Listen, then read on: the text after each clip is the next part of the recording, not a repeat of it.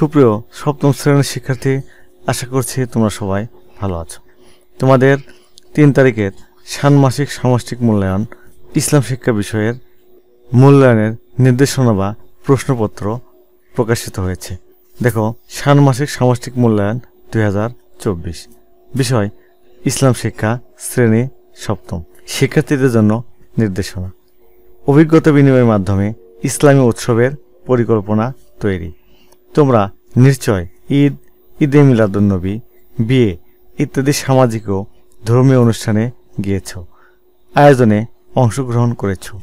এরকম একটি ইসলামী বা সামাজিক অনুষ্ঠানে তুমি ইসলামী যেসব রীতিনীতি পালন করেছ, করতে দেখেছ বা শুনেছ, অভিজ্ঞতার আলোকে নিজের কাজগুলো করো। কাজ 1, ইসলামী উৎসবের কথা বলি। ইসলামের বিভিন্ন উৎস থেকে পাওয়া তথ্য এবং তোমার অভিজ্ঞতার আলোকে ধর্মীয় ও সামাজিক উৎসব অনুষ্ঠানগুলোর নাম লেখো। কাজ 2, অভিজ্ঞতা বিনিময় করি। তোমার একজন বন্ধুর সঙ্গে আলোচনা করে নিচের ছকের মতন একটি ছক বানিয়ে পূরণ করো। নমুনা ছক, এই ছকের মতো ছক বানিয়ে পূরণ করতে হবে। কাজ 3, বিধিবিধানের কথা জানাই।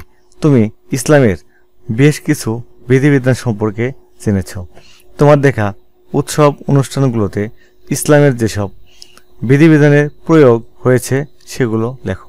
কাজ 4, ইসলামী উৎসব অনুষ্ঠানের পরিকল্পনা তৈরি করি।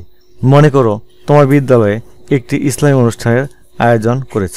সেই অনুষ্ঠানের জন্য 4 বন্ধু আলোচনা করে একটি পরিকল্পনা তৈরি করে উপস্থাপন করো।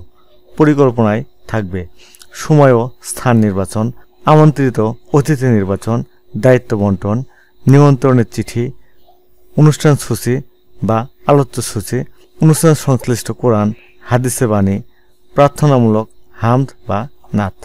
সুপ্রিয় শিক্ষার্থী, এ গেল তোমাদের ষান্মাসিক সামষ্টিক মূল্যায়নের নির্দেশনা বা প্রশ্ন। সুপ্রিয় শিক্ষার্থী, তোমরা এখনও যারা আমার চ্যানেলটি সাবস্ক্রাইব করোনি, তারা প্লিজ সাবস্ক্রাইব করবে এবং ভিডিওতে লাইক দেবে। আল্লাহ হাফেজ।